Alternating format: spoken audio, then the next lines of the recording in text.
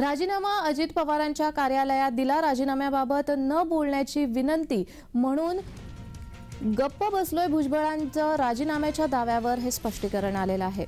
छगन भुजबळ यांनी राजीनाम्यासंदर्भात पुनरुच्चार केलेला आहे। राजीनाम्याबाबत न बोलण्याची विनंती करण्यात आली होती म्हणून गप्प बसलेत भुजबळांचं राजीनाम्याच्या दाव्यावर असं स्पष्टीकरण आलंय।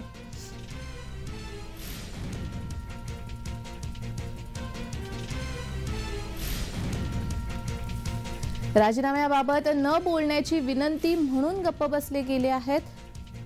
भुजबळांचं राजीनाम्याच्या दाव्यावर हे स्पष्टीकरण आलंय। राजीनामा हा अजित पवारांच्या कार्यालयात दिला होता असं छगन भुजबळ म्हणाले आहेत। 16 नोव्हेंबरला आपण अजित पवार यांच्या कार्यालयामध्ये राजीनामा दिला होता असं छगन भुजबळ यांनी म्हटलंय। हे बघा, मी 17 तारखेला अंबडला जाहीर सभेला जायच्या अगोदर माझा राजीनामा मुख्यमंत्र्यांच्या नावाने लिहून तो अजित दादांच्या ऑफिसमध्ये दिला। मला अंबडला जात असताना निरोप आला की कृपया वाच्यता करू नका। मी अंबडमध्ये वाच्यता केली नाही। आल्यानंतर मुख्यमंत्री आणि दोन्ही उपमुख्यमंत्री यांनी मला बोलावून घेतलं। मुख्यमंत्री आणि ते दोघे जण म्हणाले की तुमचं जे आहे काम आहे ओबीसीच्या बाबतीमध्ये तुमची जी मतं आहेत ती मांडायला आमचा काही विरोध नाही आहे।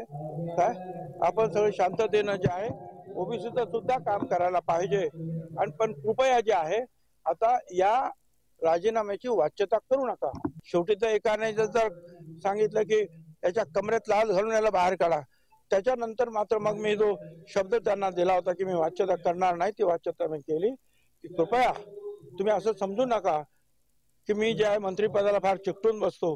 मी 16 तारखेला अगोदर राजीनामा दिला आणि मग 17 तारखेला जे आहे अंबडच्या जाहीर सभेला गेलेला आहे। तर या संदर्भात अधिक माहिती देण्यासाठी आमचे प्रतिनिधी डॅरिल मिरांडा आपल्याशी लाईव्ह द्वारा जोडले गेलेले आहेत। डॅरिल, छगन भुजबळ यांनी 16 नोव्हेंबरला राजीनामा दिला असं त्यांनी म्हटलेलं आहे। मग हा राजीनामा स्वीकारला का गेलेला नाहीये? राजीनामा पत्रामध्ये नेमकं असं काय आहे? नक्की जाणून आपण पाहिलं तर छगन भुजबळ यांनी 3 फेब्रुवारीला जी अहमदनगरमध्ये ओबीसीची एल्गार सभा पार पडली तिथे एक मोठा गौप्यस्फोट केला। ते म्हणाले की मी 17 नोव्हेंबरला जी अंबडला पहिली सभा झाली त्यापूर्वीच म्हणजे 16 नोव्हेंबरला माझा राजीनामा दिला होता, पण मात्र मी त्यावर काय बोललो नाही। आज दुपारी 12 वाजता सह्याद्री गेस्ट हाऊसवर महत्वाची कॅबिनेट बैठक पार पडत आहे। तर या बैठकीत स्वतः छगन भुजबळ उपस्थित राहणार का हे पाहावं लागेल। त्यासोबत भुजबळांच्या राजीनाम्यावर कुठली चर्चा होणार का हे पाहावं लागेल। तर दुसरीकडे अत्यंत महत्वाचं म्हणजे भुजबळांनी जरी म्हटलं असेल की त्यांनी राजीनामा दिलाय पण याची प्रत जी आहे ती अजून माध्यमांसमोर तरी आलेली नाही। तर आजच्या बैठकीत भुजबळ उपस्थित राहतात का आणि या संदर्भात एकंदरीत त्यांच्या राजीनाम्यावर कुठली चर्चा होते का हे पाहावं लागेल।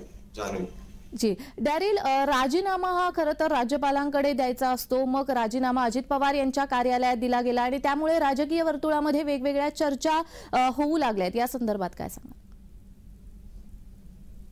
जाणवी, आपण पाहिलं तर याच मुद्द्यावरून जे आहे ते विरोधक देखील आक्रमक झाले। त्यांचं देखील असंच म्हणणं आहे की राजीनामा द्यायचा होता तर तो राज्यपालांकडे सुपूर्द करायचा असतो, कॅबिनेटकडे किंवा इतर मंत्री असतील मुख्यमंत्री असतील त्यांना का दिला गेला। पण आता जरी छगन भुजबळ म्हणत असतील की त्यांनी आपला राजीनामा दिला आहे तर ते नेमकं कोणाला दिला आणि या संदर्भातली जी प्रत आहे राजीनाम्याची जी त्यांची प्रत आहे ती माध्यमांसमोर तरी आलेली नाही।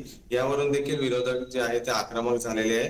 महत्वाचं म्हणजे आजच्या या बैठकीत त्यांच्या एकंदरीत या मुद्द्यावर चर्चा होते का कॅबिनेटमध्ये हे पाहावं लागेल। जान्हवी जी डॅरिल, तुर्तास धन्यवाद।